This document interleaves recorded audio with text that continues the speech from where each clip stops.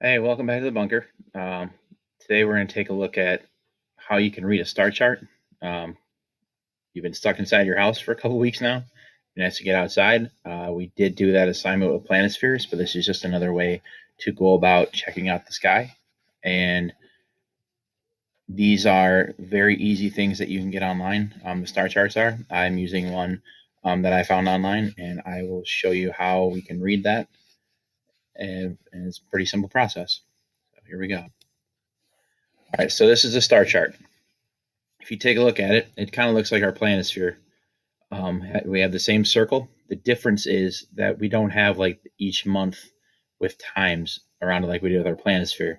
Each star chart goes along with a specific place and a specific time. So this is Northern Hemisphere, March of 2020. And it gives you an idea of like when you should go look. So like we're at the end of March now. Like if you went out at 8 o'clock, this is kind of what the sky would look like.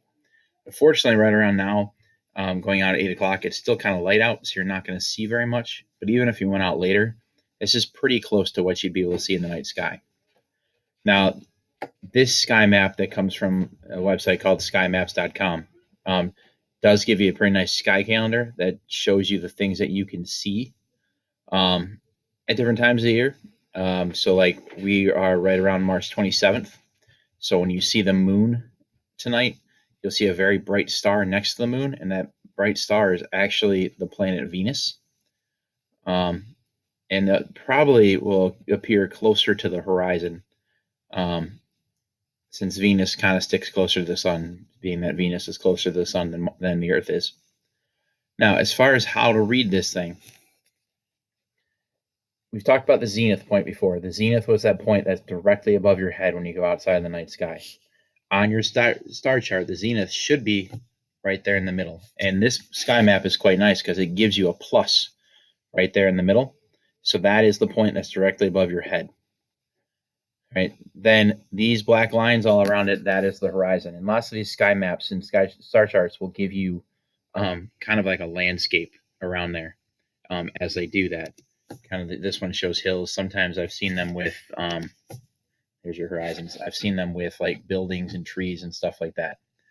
All right, so those are each of our horizons along there. The other thing they added on this one is something called the ecliptic. That's this line right here. The ecliptic is the path of the sun through the sky.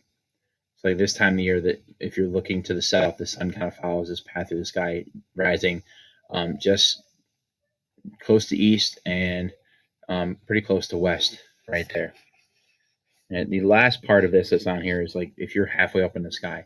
So like on this one, if I'm looking south and that's my zenith point, and that's the horizon down there, then halfway up would be right around here. So like this is halfway between directly above my head and directly down there on the horizon. So to give you a better idea of where that type of thing is. Now, as far as how we read this, depends on where you want to look. So if we go outside and we want to look to the west, this is how I would hold my sky map when I look to the west. This would be my zenith, and pretty much everything that would be in front of me would be the south would be directly to the left of me, the north would be directly to the right of me, and then all of this stuff down here is all laid out before me. Anything above this line right here, all this stuff up here would actually be behind me when I was looking in the night sky. If I'm in a place where it is dark enough, I'd be able to see this blur through here. This is actually the band of stars that is part of our galaxy, the Milky Way, and this sky chart does show where you'd find that. So if you're going to go and look west, these are the things you would see. If you went outside and you looked to the north, you're going to hold it this way. You're going to put the north horizon at the bottom. Here's your zenith still. All right, Polaris is right here, about halfway up. Nifty little trick with Polaris is since Polaris is directly above the North Pole, its altitude up in the sky is the same as your latitude on Earth. So here in Detroit, we are about 42 degrees north latitude. So Polaris ends up being about 42 degrees north in the sky from there. Now, Polaris is a slightly harder star to see. It's not super bright. Polaris is not the brightest star in the sky. It just happens to be right over top the North Pole. It's the pole star.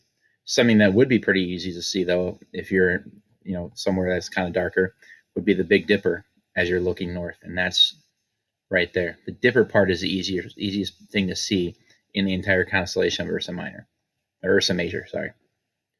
If you're going to be looking to the east, same thing. East is down there on the bottom. All right. So, and that means all of this stuff is in the eastern sky to you. The western, this would be you're facing away from the sun. If you're going out there at night, you're facing away from where the sun happened to be. Finally, that you can bring back this way, you're facing south. For me personally, like my house faces south, so if I walked out my front door, this would be what I see in the sky.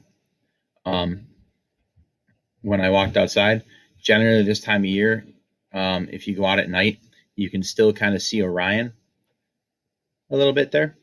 And there's a really bright star down here that's Sirius. Sirius is part of the constellation Canis Major. Sirius is like the second brightest object in the sky after Venus and the moon. But Sirius is called the dog star because it is part of Canis Major, which was one of Orion's hunting dogs. And Orion you can always tell because it has these 3 stars right there that make up its belt. That's the most identifiable part of Orion there. So hopefully you can get outside and take a look at some stars. It's just nice to get outside and get some fresh air nowadays. Hopefully you're all doing well, and I hope you have a great weekend.